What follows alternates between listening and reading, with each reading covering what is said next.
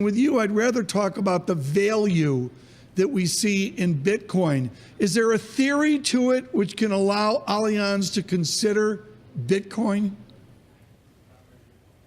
Well, I'd love to hear about it, because what I know about monetary economics is Bitcoin is pretty valueless. It's a bit like you talked about it earlier in the show, the Mona Lisa, and frankly, you know, I'd rather have something that's subjectively valued on the wall that I can look at and enjoy, right, than have something that's of similar subjective value that I can look at perhaps on an app or something. So to me, this is a very big issue. I would caution private investors to get involved. It could be a little bit like Superman and kryptonite in that sense. You know, very unhealthy for you if you delve into that. Well, and the biggest issue I have with it is that people are launching futures, they're launching funds on it.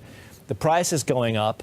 As that happens, the credibility of Bitcoin increases, and nobody's really asking about the fundamentals. Well, let's look at the chart right now, Andreas, and I want to come back to an important question here, which I'm sure you're familiar with. The chart is simple. The white line, the cash market, the red line, the futures market, and I can show you the last 2 or 3 days trading as well. I'll get that out on Twitter for Radio London as well. Andreas, the governments are the adults in the room. Do you just presume at some point governments come in and regulate, manage, diminish, stop the retail trading of Bitcoin?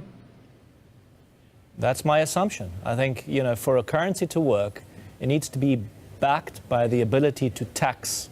It needs to be backed by the ability of the military to defend the revenue base of the currency. And none of that is, it needs also to have potentially interest rates attached to it. So none of that is present with Bitcoin. And therefore, what's happening today is it's being used as a store of value, such as other assets. I wouldn't call it currency, such as other assets. And one of the biggest issues is that obviously it allows potential illicit activity to be hidden within these, you know, behind these cryptocurrency walls. And that's got to be a concern for regulators and for criminal agencies, you know, around the world that need to police this sort of thing.